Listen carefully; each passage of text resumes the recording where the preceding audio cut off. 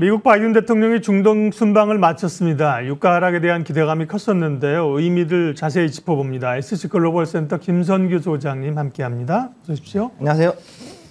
예, 바이든 대통령의 취임 후 첫 중동 방문입니다. 사우디도 방문했는데요. 의미부터 좀 짚어주십시오. 네.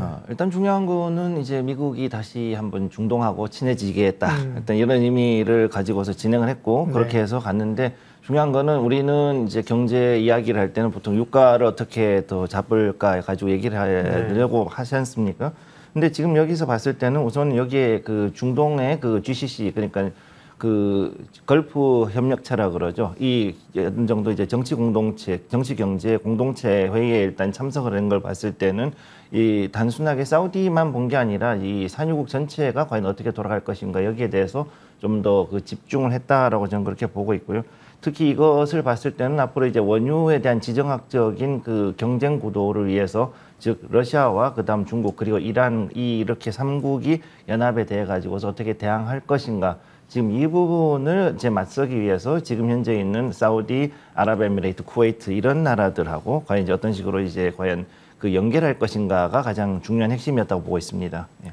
표면적으로 언론에 가장 집중을 받은 한 장면은 바이든 대통령과 사우디의 MBS 모하머드 빈 살만의 미팅 아니겠어요? 네. 여러 이슈들과 해석도 나오는데 어떻게 보셨어요?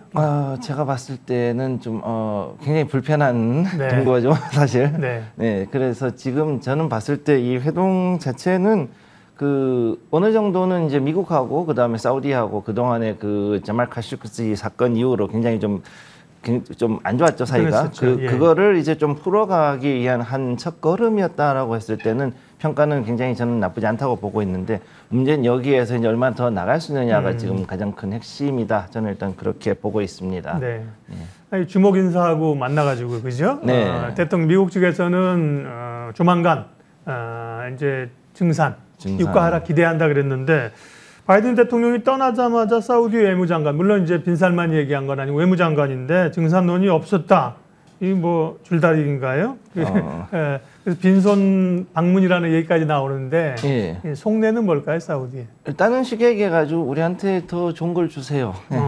그러니까는 이렇게 오신 건 좋은데 그러면은 저 기왕이면 저도 좀 이제 왕세자고 앞으로 이제 그 일을 좀 하는데 그 여기에 대해서 뭔가 좀 대가를 더 주셨으면 좋겠습니다라는 이 메시지를 지금 내는 거죠. 그렇군요. 일단 그 중동 사람들 스타일이 뭐냐면 일단 우선은 아무리 좋은 게 있어도 일단 값부터 깎습니다. 네. 그러다 보니까 이 와가지고선 한 건 좋은데 그럼 여기에 대한 거 말고 조금 더 이제 좀 더 얹어달라 뭐 이런 이야기를 보시면 되는 거죠. 네. 그러다 보니까 당장 이제 증산을 하려 그러면은 어느 정도 이제 좀 뭔가 얘기가 좀 더 와야 된다라는 거죠. 특히 이제 로이터에선 지금 나온 그 외신 볼 것 같으면 사우디가 지금 자국 발전용 연료를 싼 러시아산으로 이제 대체를 하고 그 다음에 자국산은 또 지금 수출하고 있다 이런 지금 기사가 나오고 있는데. 그러니까 석유도 단계가 여러 가지가 있으니까요. 네, 그렇죠. 근데 지금 재밌는 건 뭐냐면 지금 그 러시아가 그 원유를 굉장히 일반적인 WTI 비해 가지고 한 $35 정도 낮은 가격에 지금 팔고 있거든요. 그렇죠. 예. 그렇게 하다 보니까 이거를 또 러시아 이 사우디에서 일단 오펙 플러스로 서로 합쳐져 있으니까 이제 서로 그 원유에 대한 스와핑을 어느 정도 할 수 있게 돼 있습니다. 그러다 보니까 여기에 대해서 이 자국산 발전용 연료를 좀 싼 걸 가져와 가지고 그걸로 좀 대체를 하고 그다음에 또 자국산을 수출을 하고 있는 뭐 그런 모습을 보이고 있다. 지금 이렇게 되어 있는 거죠. 즉 이만큼 봤을 때는 현재로서는 사우디도 가능하면 자국의 그 이익을 위해 가지고서 가능하면 이 두바이유 그 중에서도 이제 그 아라비안 라이트라 불리우는 이 사우디산 프리미엄을 최대한 많이 비싸게 팔기 위해 가지고 지금 노력을 하고 있다고 보시면 되겠습니다. 네. 그래서 유가는 어떻게 될까요? 이 부분은 뒤로 질문을 조금 돌리고요. 네. 표면적으로 보면 이제 유가 증산을 위한 압박 말고도 중국과 러시아를 견제하기 위한 목적도 있다. 바이든 대통령의 중동 순방이 그런 외교적 성과는 좀 이뤄냈을까요? 지금 봤을 때 제가 생각할 때는 어느 정도 성과는 있다고 보고 있고 특히 이제 가장 중요한 거는 미국산 드론을 아마 팔기 위한 어느 정도의 포석 작업이 아닐까. 그 다음에 두 번째는 드론에 대해서 엔티 드론 즉 대드론 방어를 위한 그 미사일이라든가 이런 무기들을 팔기 위해서 지금 나가고 있다고 보고 있습니다. 실제로 그 이번 GCC 국가들 모임 참석을 할 때 그 뒤에서 아마 마크로 해가지고서는 지금 현재 후티 반군이라든가 아니면 여러 그 이란에서 나오고 있는 그다음에 러시아가 지금 현재 말은 안 하고 있지만은 내놓고 있는 여러 가지 각종 그 드론이라든가 이런 무인기 관련된 정보들을 상당히 많이 지금 제출을 해놨거든요. 특히 사우디 같은 경우는 이번에 후티 반군 때문에 작년 몇 년 전부터 해서 꾸준히 그 정유 시설이 굉장히 타격을 그렇죠. 많이 받았다 보니까 네. 이런 부분에 대한 거를 위해서도 지금 이스라엘에서도 아이언돔부터 해가지고 여러 가지 그 이외에도 여러 가지 그 안티 드론 무기들을 많이 가지고 왔어요. 그러다 보니까 그런 부분들을 단순하게 사우디만이 아니라 이제는 에미레이트라든가 아니면은 그 쿠웨이트 이런 나라들에도 좀 팔기 위해서 이렇게 들어가는 거죠. 네. 단 이렇게 하려고 그러면 미국이 앞으로 이제 그 이란의 핵 합의를 위해 가지고서 어느 정도 확실한 유인책을 좀 내놓아야 되는 필요성이 지금 생겼고 그러다 보니까는 이제 그 자국에 있는 쉽게 자기들 동맹들한테는 드론 어느 정도 좀 방어를 할 수 있는 어떤 거를 좀 제시를 해야 되는 상황이 왔기 때문에 이렇게 가지 않았나 그렇게 보고 있습니다. 사우디 국가들은 말씀하신 것처럼 공격용 드론보다는 드론을 방어할 수 있는 무기가 필요하겠네요. 네. 그래서 지금 안티 드론 무기를 굉장히 지금 전 세계적으로 방산업계 네. 추세라고 보시면 됩니다. 방산업계는 뭐 드론 무기 팔아먹고 그다음에 또 드론을 방어할 수 있는 무기 팔고 그래서 이번 순방에서 드론 말씀하셨는데 방위 산업이나 인프라 협력 관련된 것도 주목해야 된다고들 얘기합니다. 예, 그렇습니다. 사실 그래서 이제 원유보다는 이제 방위라든가 인프라라든가 이쪽으로 더 주목을 해야 되는데 네. 특히 중요한 건 뭐냐면 이제 미국이랑 사우디 같은 경우 이제 청정 에너지라든가 기관 시설 그다음에 그 각종 기술 제휴 특히 이제 그 청정 에너지 관련 기술 제휴 등에 관해서 논의를 하고 있지 않습니까?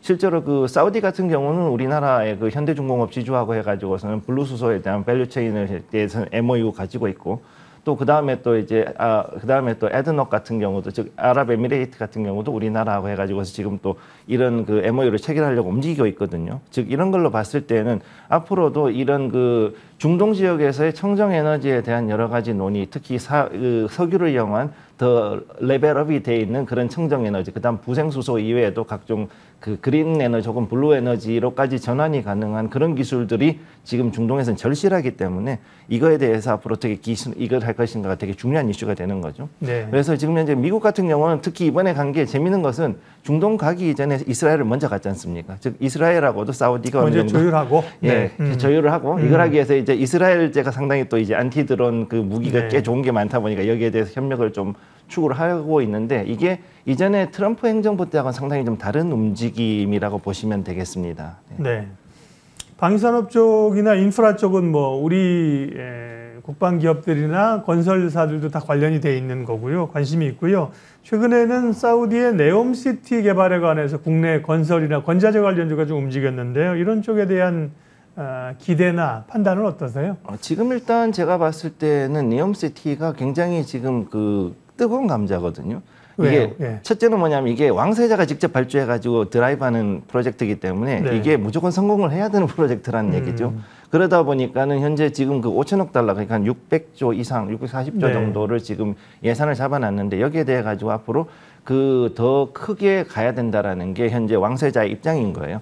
그렇기 때문에 지금 그 우리나라 생각과는 다르게 그 카타르 같은 데서도 그렇고 이제 아랍에미레이트 같은 경우는 마스다르 시티라 그래서 이런 그 친환경이라든가 이런 여러 가지 신기술을 접목한 기술 그 도시를 만들고 있기 때문에 여기에 대응하기 위해서 결국은 사우디 측에서도 이런 스마트 시티라든가 각종 여러 가지 친환경 기술이 접합이 돼 있는 이런 기술, 이 신도시를 만드는 게 중요한 이슈가 되었고 또 이로 인해서 사우디가 지금 이제 그 여러 가지 그 원유를 팔고 난 이익금을 가지고서는 어느 정도 채권을 메꾸는 것과 동시에 이거를 계속 해가지고 드라이브업을 걸 수밖에 없는 상황입니다. 그렇기 때문에 여기에 대해서는 앞으로 미국과의 관계에 대해서 어느 정도 이 부분이 진행 가능성이 높고 또 이거에 대해서도 바이든 행정부가 어느 정도 이번에 좀 딜을 하지 않았을까라고 개인적으로 보고 있는데 단 여기에 대해서 관련주는 앞으로 한 2, 3년 동안은 조금 더 지켜보고서 접근하실 것을 권해드리겠습니다. 네.